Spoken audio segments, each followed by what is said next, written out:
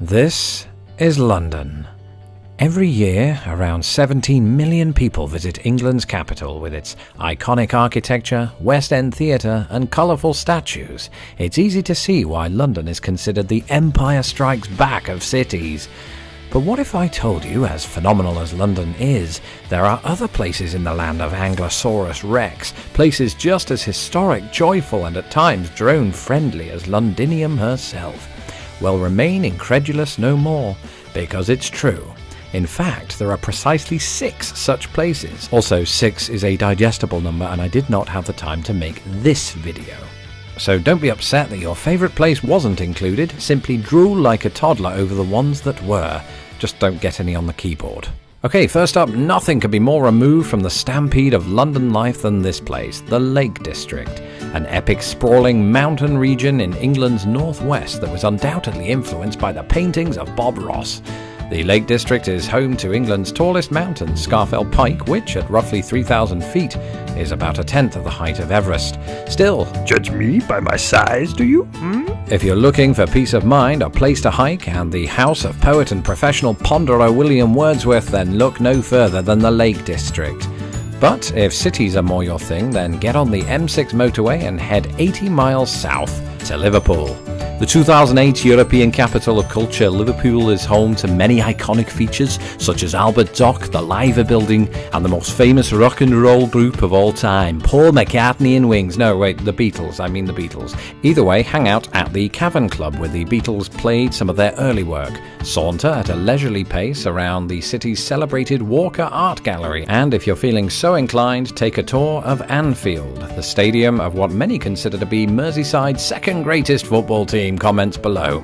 Heading further south, I highly recommend checking out the city of Bath, named thusly because it has an inordinate number of baths. Not the sort you might expect to find at Bed Bath & Beyond, mind you. I'm talking about the kind the Romans built almost 2,000 years ago. That's right, in about 60 AD, the Romans constructed a bathing temple and proceeded to add on to this over the course of the next 300 years. The person who gave planning permission for that obviously didn't have a firm understanding of how deadlines work. Nonetheless, with its huge sense of history, Bath is a popular tourist attraction, pulling in around 5 million visitors a year. That's a lot of people to fit in one tub, so it's a good job the baths are not for public use. Heading even further south now to the southwest region, I could honestly have chosen to focus on Cornwall or Devon or Somerset or an endless stream of places ending in the word mouth, but the southwest is so incomparably majestic that it would have been a huge miscarriage of justice if I'd chosen, say, Dorset over Cornwall. Plus, I'd sooner not pick a fight with Cornish people. Again.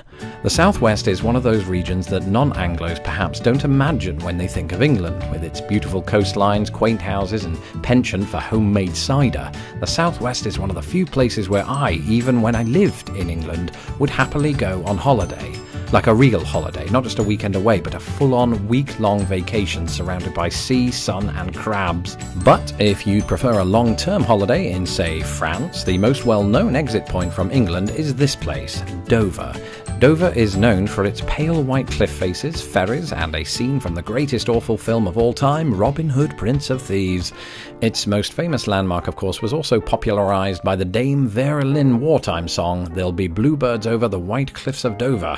A wee little ditty that makes me weep like a badger, it does. Do badgers weep? I don't know. What I do know is that Dover is also situated just 20 miles from Canterbury, that of the Geoffrey Chaucer variety, another place in Kent well worth seeing, particularly you history enthusiasts. And speaking of history, York. Quite possibly the best of all English cities. Surrounded by a gigantic wall, York is a surviving monument to the Romans who founded it, and its narrow streets, like the Shambles, are adorned with buildings dating back to the Tudor period. It's a city that exhales history so that we mortals of the 21st century can breathe it in, tasting the blood of 1,000 men whose last bed in this world was one of these. On second thoughts, please don't breathe that in, unless you are on a visit to Jorvik Viking Centre, which smells intentionally as if 100 cows shut into a cauldron and let it fester for 500 years. That's York in a nutshell. The history, not the smell. I recommend taking a walk around the city where you will accidentally bump into Roman walls, Roman towers, and Roman door frames because they really are that bloody low. And that's my list. Don't forget to clean up the drool.